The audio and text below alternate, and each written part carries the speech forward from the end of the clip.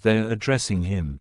You see, brother, how many thousands of believers there are among the Jews, and they are all zealous for the law. They have been told about you that you teach all the Jews living among the Gentiles to forsake Moses, and that you tell them not to circumcise their children or observe the customs. What then is to be done? They will certainly hear that you have come. So do what we tell you.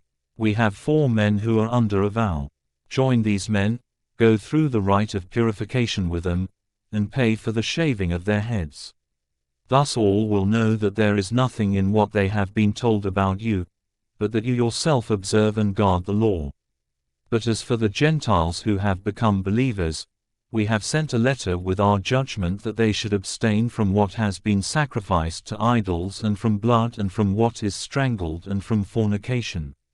Then Paul took the men, and the next day, having purified himself, he entered the temple with them, making public the completion of the days of purification when the sacrifice would be made for each of them. Acts 21, 20-26. New Revised Standard Version. This passage shows that the early Jewish Christians continued to follow Jewish law, circumcising their sons and keeping the traditions of their fathers. Some of them continued to take the Nazirite vow, as the 4 men whose heads were being shaved here.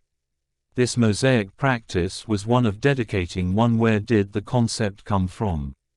67. Self to God and following strict rules of purity and sacrifice for a specified length of time. See Numbers 6, 1-21. Gentile converts, on the other hand, often did not follow the same set of rules. It is apparent from the above verses that in the Jerusalem church they only had to abstain from forbidden meats and adultery. Besides differing practices, there were also many different understandings within the early church concerning the true identity of Jesus. In fact, these differences were very marked, and are eloquently expressed by Robert L. Wilken in The Myth of Christian Beginnings. Doubleday, 1971, pp. 165-166. There were no set beliefs agreed on by all, nor were there any ground rules on how to determine what to say or think or do, nor was there any acknowledged authority for deciding such questions. Let us suppose that in the year AD 35 2 men, Michael and Ephraim, became Christians in Jerusalem. Michael went to the town of Edessa in Syria to live, and Ephraim went to Alexandria in Egypt. On arrival in their respective cities, each told others about the remarkable man Jesus. After telling their friends about Jesus, let us say Michael and Ephraim organized Christian congregations. Almost immediately, problems would arise. What should we do about the Jewish law? What should we do when we gather for worship? The questions were endless, and the Christians in Edessa and the Christians in Alexandria would not answer all in the same way. The traditions Michael and Ephraim brought with them were too embryonic, too undefined, to answer every new question or settle every dispute. They had to make up their own minds as they understood their own situation and the memories they brought with them. Now let us change the scene to AD 75. 40 years have passed. In the meantime the Jews have been defeated by the Romans, and Jerusalem has been destroyed.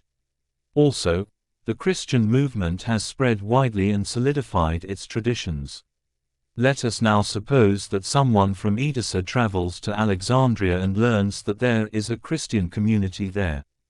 To his surprise, he learns that they have little in common except a common loyalty to Jesus, and the fragments of his words that have been handed on orally.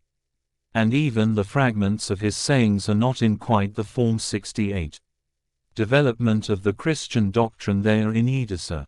The visitor from Edessa discovers that the Christians in Alexandria do not keep the Jewish law, whereas his congregation keeps it exactly, admitting no one to the Christian community without circumcision. The Alexandrians pray to Jesus, whereas in Edessa all prayers are addressed solely to God the Father.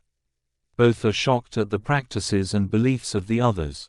Given this great diversity among early Christians, At what point did the doctrine of Jesus's divinity actually develop? And what were the factors contributing to the spread and eventual formalization of this doctrine? Searching for the answers to these questions is especially difficult because there are no known surviving documents from the Mother Church, the original Christian community in Jerusalem. For an extensive discussion of this point, see S. G. F. Brandon's book Jesus and the Zealots, Charles Scribner's Sons, 1967, pp. 148 to 159. We will review his arguments in a few pages. There may possibly be an exception in the Epistle of James. Scholars seem to have varying views as to whether or not this epistle was actually written by James, the half-brother of Jesus, or a contemporary of his, or by someone else at a later time in early Christian history. If James or a contemporary wrote it, then it gives us a small taste of the teachings of the Jerusalem church. In any case, it does appear to have been written by an early Jewish Christian as indicated by the first verse. James, a slave of God and of the Lord Jesus Christ, to the 12 tribes in the dispersion, greetings. James 1:1. New American Bible. Here James addresses the 12 tribes in the dispersion.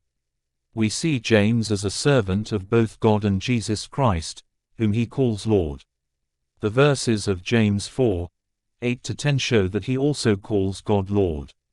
Where did the concept come from? 69. Draw near to God, and he will draw near to you. Cleanse your hands, you sinners, and purify your hearts, you of two minds. Begin to lament, to mourn, to weep. Let your laughter be turned into mourning and your joy into dejection. Humble yourselves before the Lord and he will exalt you. James 4:8-10. New American Bible. Recalling again from our first chapter that the original Greek manuscripts contained no capitalization, it is impossible to know exactly what the title Lord, Lord entailed. In current English, the Lord of the manor is very different from the Lord of the heavens and the earth, and yet both can be referred to with the same word with different capitalization. However, the translators of the Greek manuscripts assigned all capitalization in James and other books of the New Testament, so it reflects their understanding rather than necessarily that of the original manuscripts. It may also be useful at this point to note that the word, rabbi, derives from the Hebrew word meaning my master. Jesus was clearly accepted as a rabbi. In earlier times one's master might also be referred to as one's Lord. This may have added to confusion regarding the crucial title of Lord, Lord. James exhorts his beloved brothers to steadfastness, humbleness, faithfulness, treating everyone well, keeping the law which would have been Mosaic law and good works, among other things. He stresses good works in a very Jewish manner. You believe that God is one, you do well. Even the demons believe and shudder.